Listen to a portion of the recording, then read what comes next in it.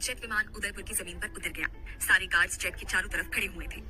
Jet का gate खुला और उसमें से अभ्युत मन्नत का हाथ पकड़कर बाहर निकला। दोनों बाहर आए, जहां उनके लिए गाड़ी पहले से रेडी थी, जिसमें बैठकर दोनों राणा पैलेस के लिए निकल गए। मन्नत नींद में थी, इसलिए अभ्युत ने उसे अपनी गोद में सुला दिया था। कुछ देर बाद वो लोग पैलेस पहुंच गए थे और घर के सभी लोग उनके इंतजार में खड़े थे, पर सब लोग बनावटी मुस्कान लिए खड़े थे, सानिया की वजह से।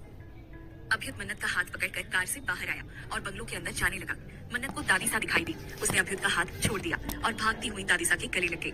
मन्नत को देखकर दादीसा बहुत खुश हो गई थी। उन्होंने उसके पूरे चेहरे को चूम लिया और कहा, लाडो को बहुत याद किया हमने, घर तो एकदम सूना सूना हो गया था आपके बिना। मन्नत ने कहा, दादी साहब मुझे भी आपकी बहुत याद आई, पर घूमने जाती तो सबको भूल जाती। अब मैं आ गई हूँ ना। मन्नत ने अजय जी के पैर छुए और फिर आर्तिका जी के पैर छूकर बोली, माँ साहब आप कैसी हैं? आर्तिका जी उखड़े स्वर में बोली, ठीक है अम्मा। मन्नत को तो कुछ पता नहीं चला, पर अभ्युत अपनी माँ सा के उखड़ेपन को समझ गया था और उन्हें की काली गहरी आंखों में न जाने क्या क्या पनप रहा था, ये तो वही जानता था। अभ्युत के केबिन का डोर नॉक हुआ। अभ्युत ने उस तरफ देखा और कहा, शक्ति अंदर आया। उसने अभ्युत को ग्रीट करते हुए कहा, राणा साहब उस साहिल का पता चल गया है। वो कोटा में पिछले 2 साल से एक छोटा मोटा बिजनेस चला रहा है, एक नई पहचान के साथ, क्योंकि उदयपुर पुलिस उसे ढूंढ रही थी। हालांकि अब वो केस बंद हो चुका है जो मिस्टर मानव राव ने उसके खिलाफ दर्ज करवाया था।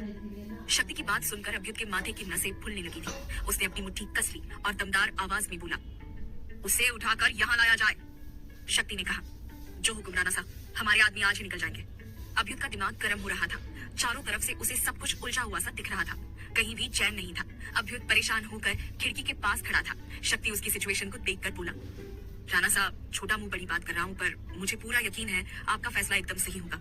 अब मुझसे तो कुछ छिपा नहीं है कि मिहिर और सानिया की सिचुएशन आपसे बेहतर और कौन समझ सकता है। कितनी बेचैनी होती है ना जब वो हमारे सामने होती है, पर हम उससे अपनी दिल की बात कह भी नहीं सकते।